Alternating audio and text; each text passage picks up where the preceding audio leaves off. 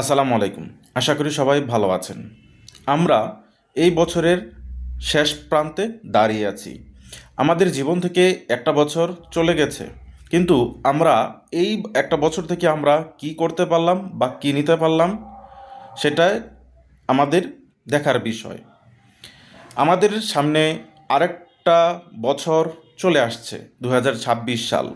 আমাদের উচিত হবে 2025 সাল থেকে আমরা কি নিতে পারলাম বা কি নিয়েছি সেগুলোকে আমলে রেখে 2026 সালটাকে আরও এবাদত বন্দিগিতে প্রাণ প্রাধান্য দিতে পারি। এটা আমাদের লক্ষ্য এবং উদ্দেশ্য হওয়া উচিত। এবং আমাদের উচিত যে 2025 সালটা আমাদের যেভাবে ব্যর্থতা হয়ে গেছে, 2026 সালগুলোকে 2026 সালটাকে আমাদের উচিত আরও প্রাণবন্ত করা। আমাদের ভুলগুলো থেকে সঠিক সিদ্ধান্ত নিয়ে 2026 সালটা আমাদের ইবাদতের বড় অর্জন হতে পারে।